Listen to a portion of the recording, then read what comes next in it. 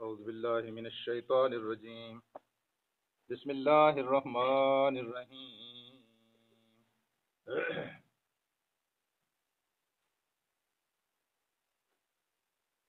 ما كان لله أن يتخذ من ولد سبحانه ما كان لله أن يتخذ من ولد سبحانه إذا قضى أمرا فإنما يقول له كن فيكون. صدق اللہ العلی العظیم.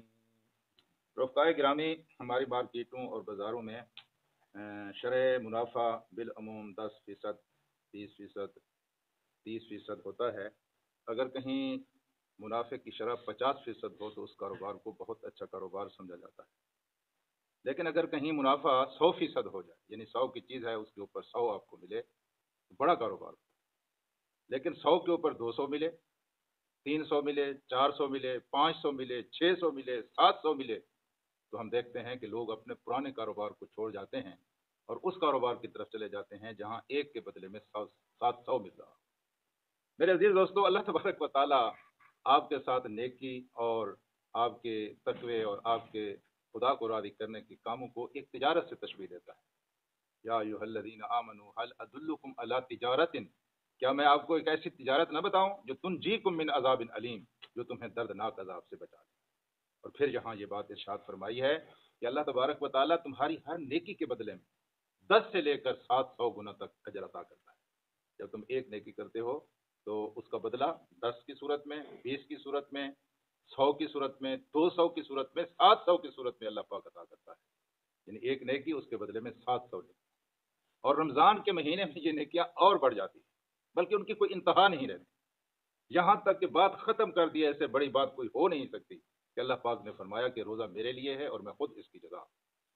اس بات کو اگر آپ سمجھنا چاہیں تو مجھے وہ مثال بار بار یاد آتی ہے. یہاں مصطفیٰ کھر گورنر تھے اور ان کا طوطی بولتا تھا. اس طرح کے گورنر نہیں تھے جس طرح کے آج کل کے گورنر ہیں. ان کے منہ سے نکلا ہوا ہر لفظ جو قانون ہوتا تھا، اور جس کو دوست سمجھتے تھے اس کو دوست سمجھتے تھے، جس کو دشمن سمجھتے تھے اس کا کچھ نہیں چھوڑتے تھے. گھروں سے بیٹیاں بھی اٹھوا لی جاتی تھیں اور لوگوں کو بھی اٹھوا لیا جاتا تھا. یہ کروڑ کی اس طرف ایک چک ہے. ان کا ایک دوست تھا، وہ ان کو جب ملنے کے لیے گیا اور تو مصطفیٰ کھر نے اس سے کہا کہ مانگو جو کچھ مانگنا چاہتے ہو. کوئی نوکری چاہیے یا کوئی دوسرا اٹکا ہوا کام جو نہیں نکل رہا اس کو ہم نکال دیتے ہیں. اس نے کہا کچھ نہیں چاہیے. کل صبح جو آپ مظفر گڑھ جلسہ کر رہے ہیں، جب بالکل جلسہ بھرا ہوا ہو تو آپ مجھے سٹیج پر بلائیں اور سٹیج پر بلا کر مجھے سینے سے لگا لیں، بس یہی میں کام. اور پھر اس نے اسی طرح کیا کہ جب جلسہ پورا بھرا ہوا تھا تو اس نے اس دوست کو بلایا اور اس کو سینے سے لگایا. اور اس کے بعد پھر یہ ہوا کہ ہر ڈی سی جو موجود تھا وہ یہی سمجھتا تھا کہ یہ مصطفیٰ کھر کا خاص آدمی ہے. ایک کام نہیں، اس کے کئی کام نہیں. یہ اشارہ تھا کہ مصطفیٰ کھر اس کا ہے. یہ اشارہ ہے کہ اللہ آپ کا ہے. آپ جنت مانگتے پھر رہے ہیں، آپ دوزخ سے بچنے کی دعائیں کرتے پھر رہے ہیں. بھائی، جس کے ہاتھ میں جنت ہے اور جس کے ہاتھ میں دوزخ ہے وہ آپ کا ہے. اس سے بڑا کوئی انعام نہیں ہو سکتا، اس سے بڑی کوئی خبر نہیں ہو سکتی، اس سے بڑی کوئی خوشخبری نہیں ہو سکتی. اور یہ صرف اور صرف میرے عزیز دوستو اس روزے کی وجہ سے ہے. کسی بھی دوسری عبادت کے بدلے میں اللہ تعالیٰ نے یہ خوشخبری نہیں سنائی کہ جب آپ روزہ رکھتے ہیں تو روزہ چونکہ اللہ کے لیے، اللہ تعالیٰ کہتا ہے کہ اس کی جزا میں خود ہوں. جو روزہ رکھے گا اللہ تعالیٰ اس کا خود ہو جاتا ہے. اور یہ جو کہا ہے کہ اللہ تعالیٰ کا عیسی ابن مریم ما کان للہ ان یتخذ من ولد سبحانہ، یہ اللہ کے شایان شان ہی نہیں ہے، یہ اللہ کو زیبا ہی نہیں ہے، یہ اللہ کے ادا کی بات ہی نہیں ہے، یہ اللہ کے مقام سے فروتر چیز ہے، یہ اللہ تبارک و تعالیٰ کے مرتبے سے گھٹیا چیز ہے کہ وہ کسی کو اپنا بیٹا بنائے. بیٹے کیوں مانگے جاتے ہیں؟ میں بوڑھا ہو جاؤں گا تو وہ میری وراثت کو سنبھالے گا، میں مر جاؤں گا تو وہ میری وراثت کا مالک بنے گا، بوڑھا ہو جاؤں گا تو وہ میری مدد کرے گا، میری نسل کو باقی رکھے گا، اور کسی مشکل میں پھنسا ہوا ہوں گا تو میرا بیٹا میرے کام آئے گا. بھائی، یہ کمزوریاں انسان کو لاحق ہیں، اللہ کو لاحق نہیں ہیں. اللہ کسی کی مدد کا محتاج نہیں ہے، اللہ کسی کے مشورے کا محتاج نہیں ہے. اللہ کو اپنا نام باقی رکھنے کے لیے کسی نسل کی ضرورت نہیں ہے، کسی نسب کی ضرورت نہیں ہے. بیٹے مانگے جاتے ہیں، بیٹے میٹھی مرادیں ہوتی ہیں، اس لیے مانگے جاتے ہیں کہ بڑھاپے میں ہمارے کام آئیں گے. ہم مریض ہوں گے تو وہ ہماری مدد کریں گے، ہم محتاج ہوں گے تو وہ ہمیں سنبھالیں گے. جو کچھ ہم نے کمایا ہے مر جائیں گے تو اس کے وہ وارث بنیں گے. بھائی، اللہ نہ بوڑھا ہوگا نہ ہوتا ہے، اللہ نہ بیمار ہوگا نہ ہوتا ہے، اللہ نہ مرتا ہے نہ مرے گا. اس کو پھر کیا ضرورت ہے بیٹا بنانے کی؟ جی تو فرمایا یہ ہے کہ ما کان للہ ہے، یہ اللہ کے شایان شان ہی نہیں ہے، یہ اللہ کو زیبا ہی نہیں ہے، یہ اللہ کے نام سے چھوٹی چیز ہے کہ وہ کسی کو اپنا جتا خدا میں والد، کہ وہ کسی کو بھی اپنا بیٹا بنائے۔ سبحانہ، وہ تو پاک ہے، یہ کمزوریاں انسان کو لاحق ہے، میرے اللہ کو لاحق نہیں ہے۔ وہ سبحانہ وہ پاک ہے، ان کمزوریوں سے پاک ہے۔ انسان بالعموم جو ٹھوکر کھاتا رہا ہے نا، اس کے دماغ کے اندر ایک چھوٹا، اس کے کھوپڑی کے اندر ایک چھوٹا سا دماغ ہے، جب وہ بالکل مجبور ہو جاتا ہے سوچنے سمجھنے سے تو پھر کہتا ہے یہ خدا ہے۔ جی کوئی انوکھی چیز کو دیکھ، یہ عیسائیوں نے یہاں دیکھا کہ ایک انوکھا واقعہ ہوا ہے نا، اس طرح تو بچے پیدا نہیں ہوتے، حضرت عیسیٰ علیہ السلام اس طرح پیدا ہو گئے ہیں، چونکہ یہ ایک انوکھا واقعہ تھا اس لیے انہوں نے کہا کہ حضرت عیسیٰ خدا ہے۔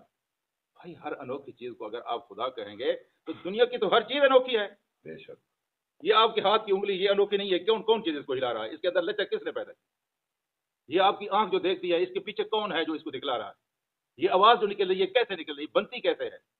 جسم کے ایک ایک عضو کو دیکھے، آپ کا جسم کا ایک ایک عضو انوکھا ہے، پھر جو چیز آپ کو انوکھی نظر آئے اس کو آپ خدا بنا لیں، یہ کہاں کی توف ہے؟ تو فرمایا یہ ہے کہ بے شک اللہ تبارک و تعالیٰ نے حضرت عیسیٰ علیہ السلام کو جو دنیا کا بالعموم رواج ہے اس سے ہٹ کر پیدا کیا، لیکن اللہ تعالیٰ کے لیے تو یہ کوئی مسئلہ نہیں ہے۔ اللہ تعالیٰ نے ہر چیز اس طرح پیدا کی، ایک پتھر کو دیکھ لیں، پانی کو دیکھ لیں، آگ کو دیکھ لیں، کوئی چیز اٹھا کر دیکھ لیں، آپ کو انوکھی نظر آئے گی کہ اللہ تعالیٰ نے اس کو بنایا کس طرح ہے۔ سوچ رہے ہیں بیٹھ جائے تو انسان کی عقل دنگ رہے۔ تو فرمایا یہ ہے کہ اللہ تعالیٰ کی ہستی تو وہ ہستی ہے اذا قضا امرا، جب وہ کسی کام کے بارے میں فیصلہ کر دے، میں نے مسجد بنانی ہے، پہلے اینٹیں، پہلے سیمنٹ، پہلے سریا، مستری، مزدور، پانی، تغاریاں، یہ وہ ساری اکٹھے کروں گا نا، اسباب اکٹھے نہیں کروں گا تو مسجد نہیں بنے گی۔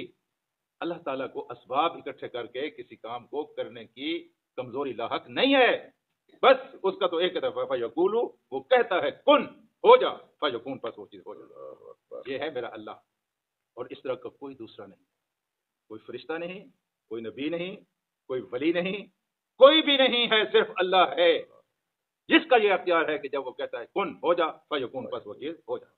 باقی ساری کائنات جو ہے وہ اسباب کے ماتحت ہے۔ یہ میرا اللہ ہے جو ان کمزوریوں سے پاک ہے، جو اسباب کے ماتحت کمزوریاں ہیں ان سے میرا خدا پاک ہے۔ اللہم صلی علی سیدنا و مولانا محمد وعلی آل محمد کما صلیت علی ابراہیم